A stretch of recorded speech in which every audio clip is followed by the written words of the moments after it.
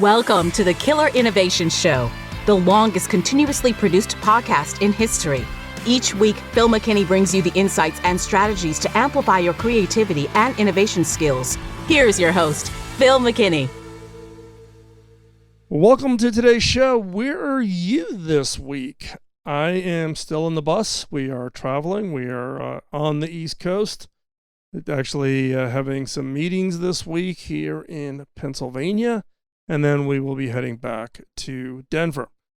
This week's topic is one that we have talked about on this show in the past, but I think it's time for an update. I recently came across an article that kind of triggered some thoughts on the topic of innovation adoption.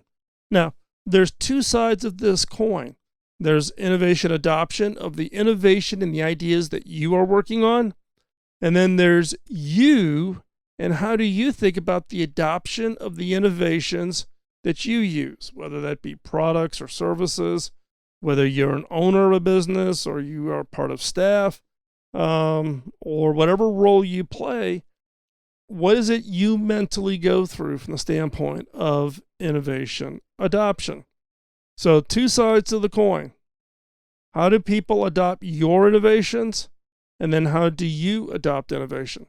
Today's show, we're only going to focus on one side of that coin, and that is innovation adoption from the standpoint of how people adopt your ideas, your innovations, and how would you do that in order to secure a higher probability of success in getting the vast majority of people and businesses and organizations, your target customers, to adopt, use, and become raving fans of the ideas and the innovations that you're working on. So that is today's show. It's innovation adoption, about your innovations, about your ideas, and how you need to think about this. Now, some of you, it may come across as, oh, we've talked about this, but I think it's a good refresher. Some new points I'm making in today's show. And we also talk about Jeffrey Moore in Crossing the Chasm. Jeffrey has been on the show 3 times. I think, in fact, he's the author that has been on the show more than any other author in our 17 years. So we will have links to Jeffrey's past episodes so you can hear what Jeffrey has to say also about this. So take a listen. Think about it long and hard, because this is so critical. 95% of innovations, in my opinion, fail because innovators do not think about the adoption of their innovation, the adoption of their ideas by others. And that is critical for the success. So before we jump into today's show, got a favor to ask: like, follow, and share. Like today's show, give it a thumbs up. Let's share it with others. Let other people know, and then follow us on social media. On Facebook, Instagram, LinkedIn, however, just let me know that you are a listener of the show, and I will accept those invitations. So, with that, let's jump into today's episode of Killer Innovations.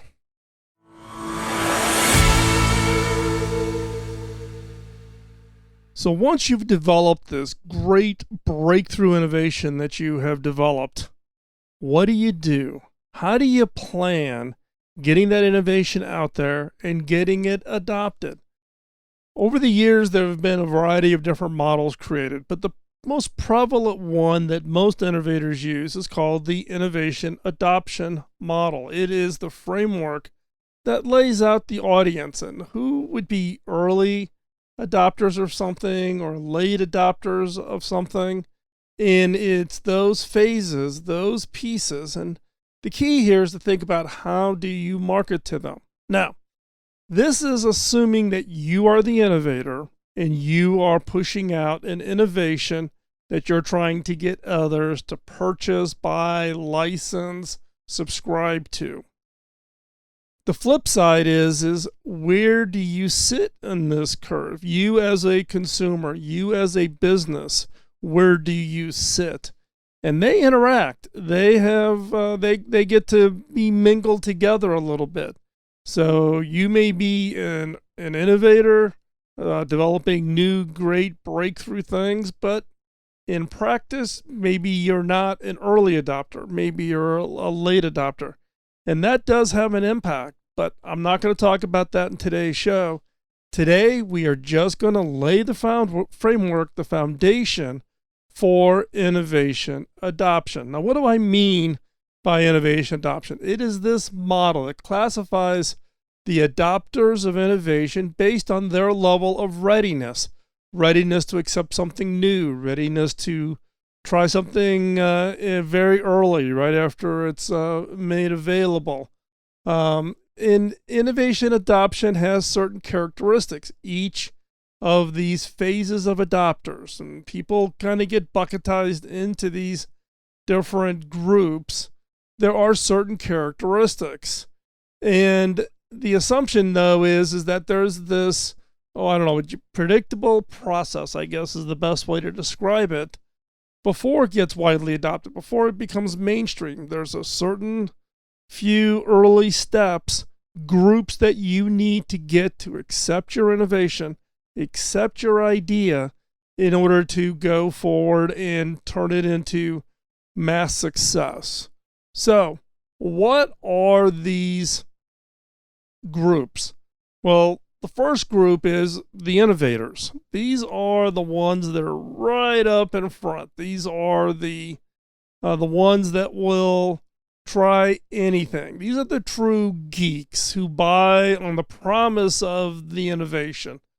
They're visionaries. They're out there willing to try anything. One, in the form of support of other innovators, but two, they want to be on the bleeding edge, not just the leading edge, the bleeding edge. They're the first to try new ideas and things. Those are your coworkers or your friends and family who've got the latest and greatest gadget, software, technology, product that they've bought, they saw online that they've ordered. These are the first to try. They're risk takers. They're risk takers because you may buy something and it says it's going to do X, and maybe it's not quite ready when it first ships. So it is risky.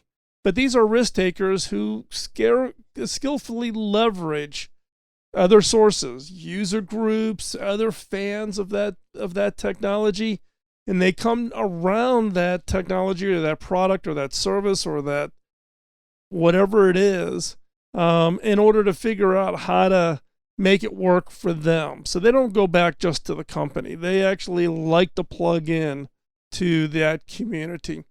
This is a relatively small segment in the total numbers, but it's much larger in terms of their influence. These early innovators are the ones that other people follow. They follow them on social media. They follow them on their own podcast or whatever. And if they say, hey, I've tried out this new thing and I think this is really interesting, it's got some rough edges, but here's how I use it, whatever it might be, you would refer to these as influencers. Influencers that are out there that others will follow. So this is this first group, innovators. Again, very small group, big influence, can have huge impact downstream. The next one is early adopters. These are the early pioneers. They're willing to take a hit and also regarded as visionaries who, rely on kind of their gut feel and experience.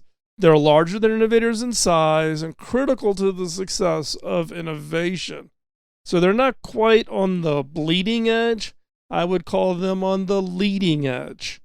They could be influenced by innovators. These early adopters are ones that maybe don't get it right out of the gate, but they're pretty quick afterwards. After they've seen this community form, they've seen some comments back and forth, they see how this is going to work, they see some indications on how they can apply it, and they will jump in. These are the early adopters.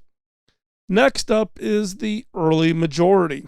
This is the more mainstream segment of the market and more than twice the size of the first two groups. So your early majority is bigger than the innovators and the early adopters combined. The group likes new things and innovations, but prefer to wait. They want to see if an innovation is successful before adopting it themselves. They're not adopting it just because it's new and cool and they want to try it out. They are adopting it because they can see how it applies to them. It can make them more productive. It can make them more effective. It can make them more money. It can help them influence others. It can help in their success. They're not looking at it just because it's new. They're looking at it because it's new and they can see and perceive value in it. It's going to have some form of a positive impact on them. That is the early majority. Next is the late majority. Now, these are the same size as the early majority. So early majority and late majority, big portion of the market. In fact, when you see the innovation adoption curve, it kind of looks like a bell curve.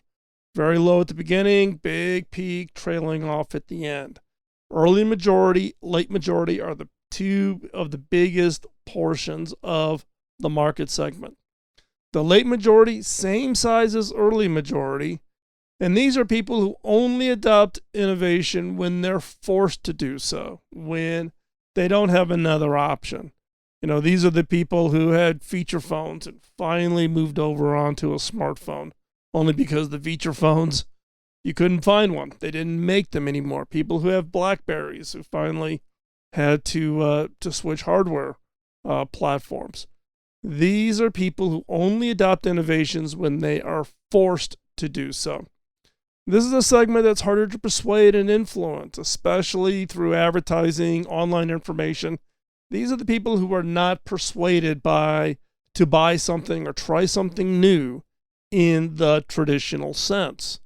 They have a high regard for advice and influence of friends and colleagues. So, social media advertising, TV ads, this is not a segment that is reached in that way.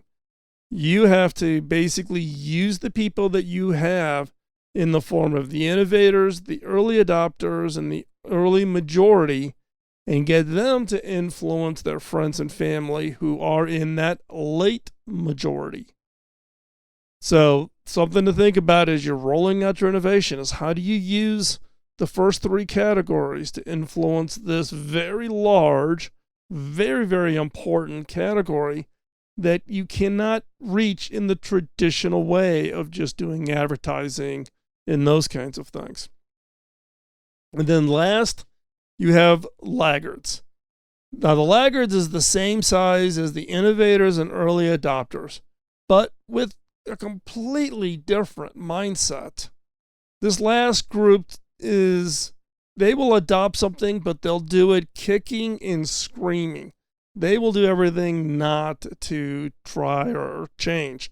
Everything they have, it works fine. Why do they need to change? These are the naysayers of any change. They're only embracing or adopting an innovation when it's absolutely forced to do so, when they do not have another option, and they have hung on to their way of doing it for as long as possible. Now, again, strong reliance on the advice and influence of friends and colleagues, but still difficult to convince them, even when those friends and colleagues tell them that, oh no, this is great, you ought to switch, you ought to try this new thing. But it's, again, you don't reach the late majority or the laggards through heavy marketing, branding, messaging, advertising. That is not an effective way. You have to find a different way to convince them that what you have developed, they will enjoy and they will get some form of personal benefit. So again, real quick, first one is innovators. Those are people on the bleeding edge. The early adopters, they are on the leading edge. They're not right there at the very first, but they're out there pretty early. The early majority, this is more of the mainstream segment. Big market. It's, more than the innovators and early adopters combined. They like new things, but they want to wait a little bit to see if the innovation is successful.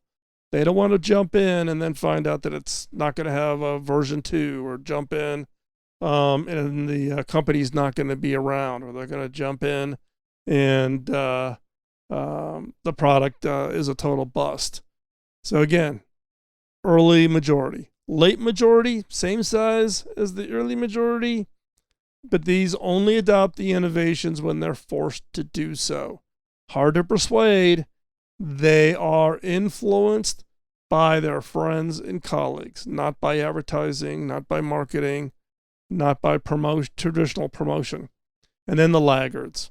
So innovators, early adopters, early majority, late majority, and the laggards.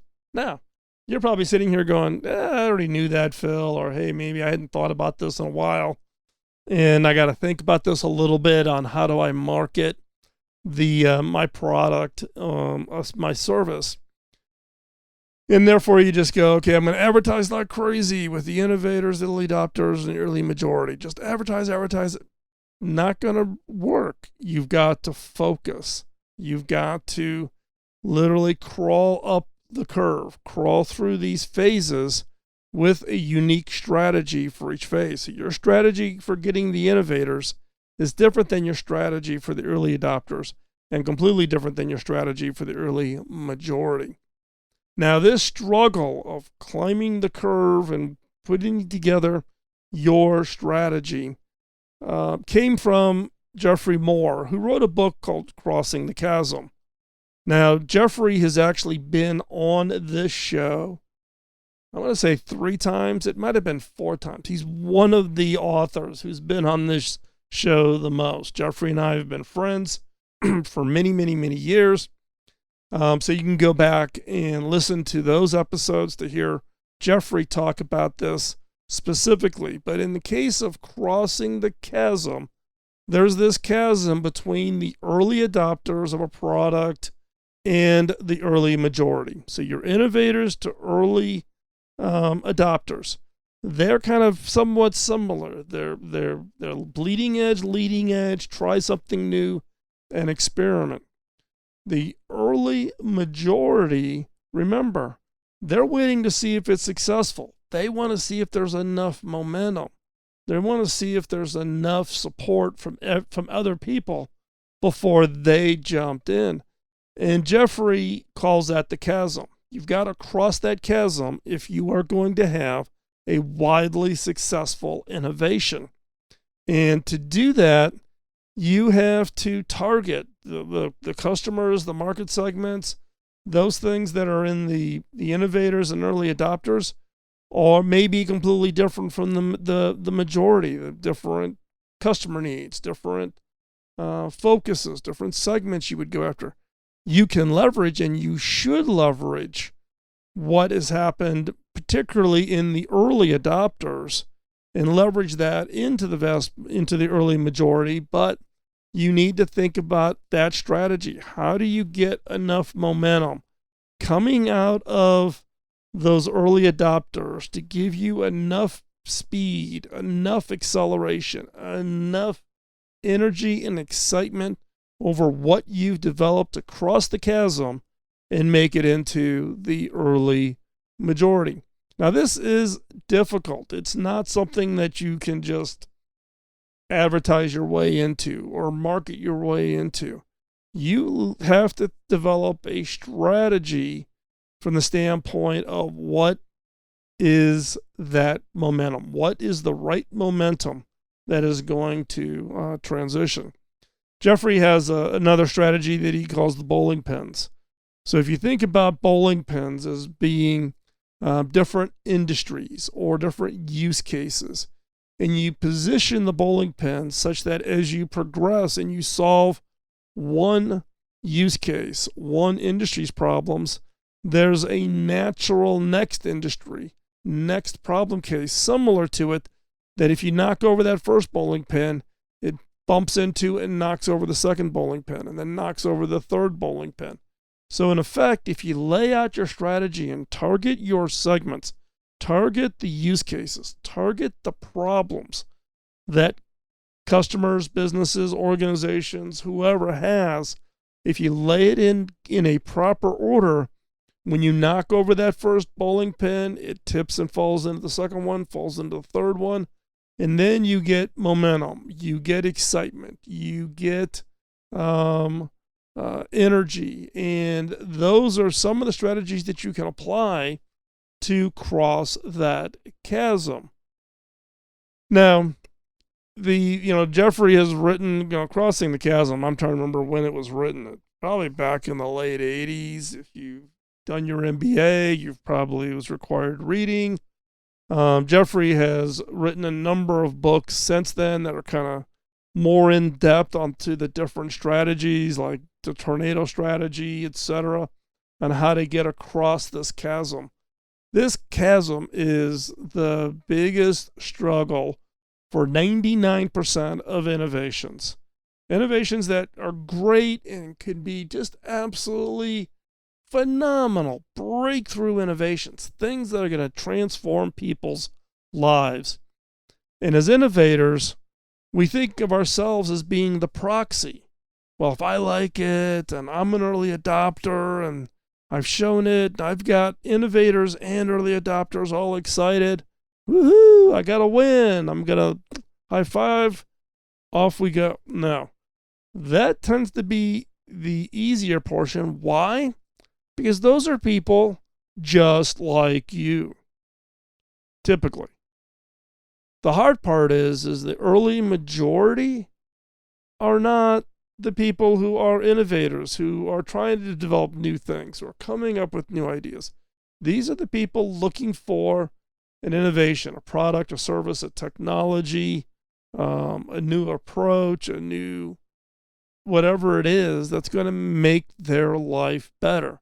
Life better is save them some time, make them some more money, save them money, have a happier life, all the things that people use when they think about, am I going to spend money for this and what do I get in return? So their value proposition and how they make their decisions is completely different from innovators and early adopters. And if you go in thinking that, oh, I'm the proxy, you are not the proxy. You need to develop that strategy. You need to think long and hard. And what I would advise is get somebody to come in, to come alongside you, a partner, people you trust, people not like you, to think about how would you cross the chasm? How do you go from an innovator, early adopter, to early majority? What is it around your innovation? How are you going to make that leap? Because if you expect it to just happen, where you don't think about it, you don't develop an approach, you don't find a way to test different approaches in order to cross the chasm, you will fail. And as I said, 95% plus of all innovations fail when trying to cross the chasm. Jeffrey actually says it's lower than that percentage. In my opinion, 95% of innovations that fail because they did not cross the chasm. So, this, again, as I wrap up, that one piece of advice I wanted to give you is think long and hard, just not about that stage, but all of them. How do you attract the innovators? How do you identify and attract the early adopters? How do you cross the chasm to secure that interest of the early majority? And then how do you use your fan base of innovators, early adopters, and early majority to get the late majority to embrace what it is you've developed? And then last but not least, the laggards. Again, how do you use your fan base of innovators, early adopters, early majority, and yes, even your fans in the late majority to get the laggards? So you need to think about who you're targeting and how to get into each of these phases.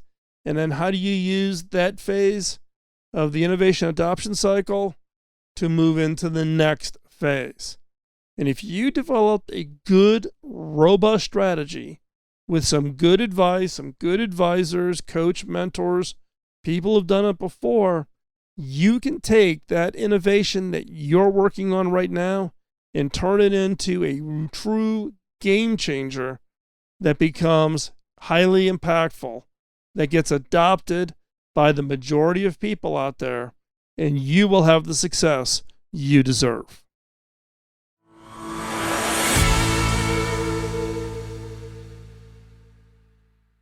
I would suggest that this week, take a step back from the innovations you're working on and do a postmortem. Look at the innovation adoption strategies of your past ideas, of your past innovations, both ones that were successful and maybe ones that aren't successful.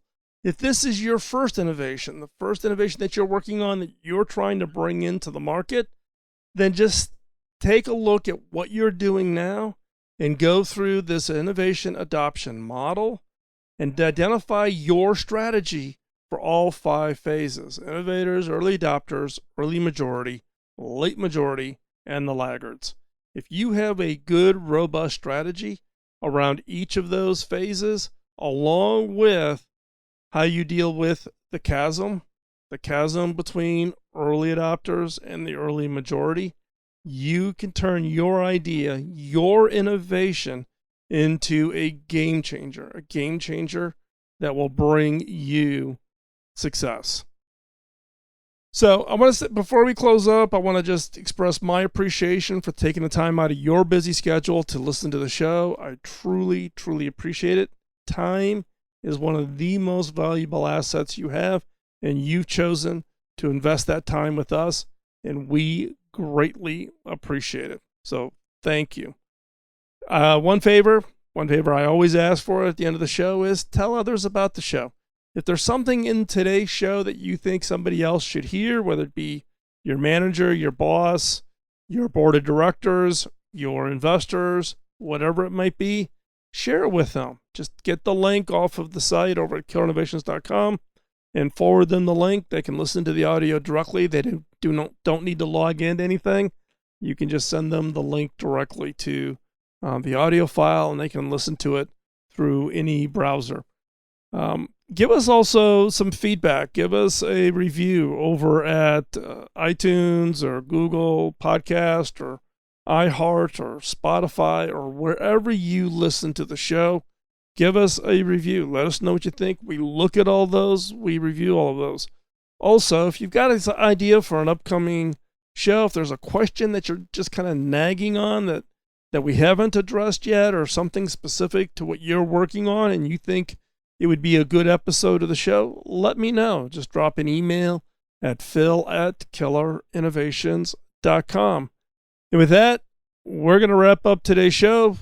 As I said at the beginning, we are in Pennsylvania, heading back to Denver. We will be back in the next 3 or 4 months. We will be back in the Southeast for a while. Then we will be in Dallas, Richardson, Fort Worth area for a 1-week event.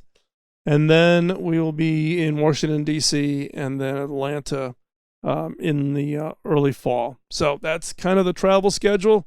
Love to meet up with people. If you're interested and you're interested in knowing where we're at, just drop me a note, phil@killerinnovations.com. And with that, thank you for your time.